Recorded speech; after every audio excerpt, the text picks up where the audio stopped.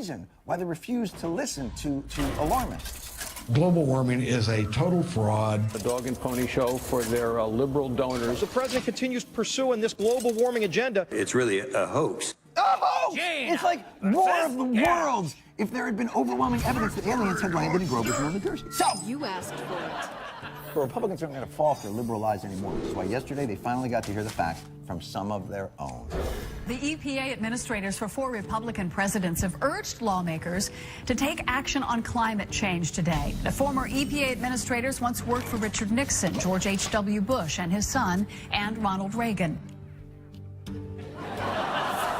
Nixon, double Bush. The great Reagan himself. Blessed be thy name. You know that people who work for those titans of history are going to give us the straight dope. Listen up, tree huggers. We believe there is legitimate scientific debate over the pace and effects of climate change, but no legitimate debate over the fact of the Earth's warming or man's contribution. The issue's been settled. EPA does have the authority. The law says so. The Supreme Court has said so twice. That matter, I believe, should now be put to rest. Traitors! Traitors! Bring me my smelling turds! That's interesting. Climate change warnings and EPA empowerment coming from actual Republicans. That's like being told pizza causes cancer by the Teenage Mutant Ninja Turtles who love pizza. It's going to be pretty hard for the GOP senators to argue with this. Now, I'm not a scientist, but I'm an optometrist. And I spent much of my life working with the scientific community. I was a zoology major.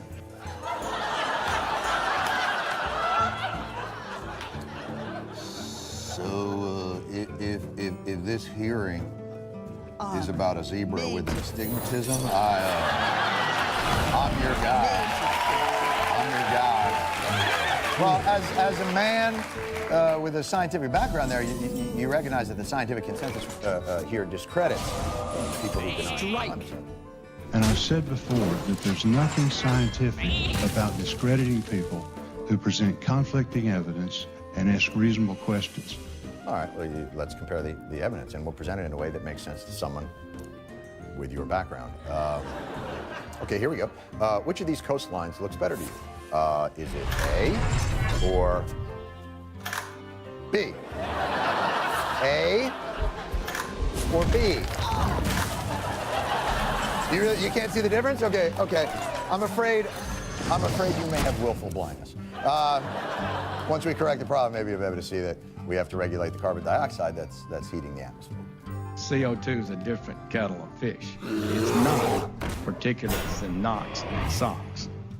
It's plant food. That is the single most charming way I have ever heard someone say something so wrong.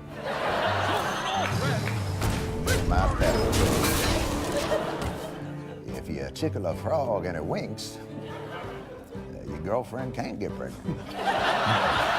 You know, this guy he is wrong, but he is adorable. He is wrong-dorable. But what does it matter? Even if you accepted the science, you'd still find some way to denigrate climate policy, yes? Now we have the first round of a global warming regulations, which will nationalize the electricity market and force Americans to live out the president's green dream. President's green dream. By the way, Obama's green dream, top-selling strain of Colorado dispensaries. Now, I don't know what to say. Republican lawmakers, I don't know what to do now. Republican lawmakers won't listen to Al Gore. They won't listen to Neil deGrasse Tyson. They won't listen to Bill Nye the Science Guy. Now they won't even listen to members of their own party. There is really only one solution to get Republicans to do something about climate change. Barack Obama must become a global warming denier. He must ride up to Congress in a Hummer with a gun rack and tell them, I was wrong and you were right. We'd have cap and trade by the morning. We'll be right back.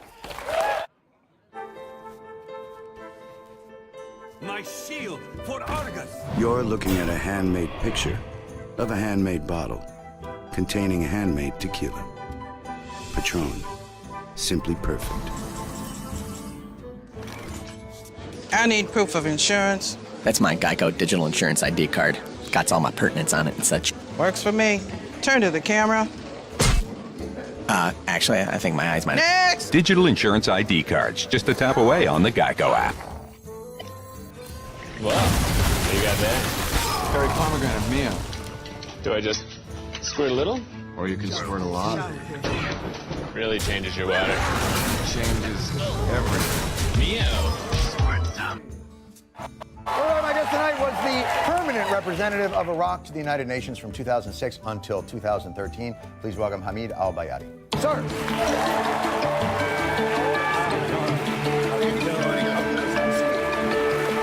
Thank you very much. Well, thank you so much for joining us. We very much appreciate you being here because on American television, there are a lot of talking heads saying what's going on in Iraq.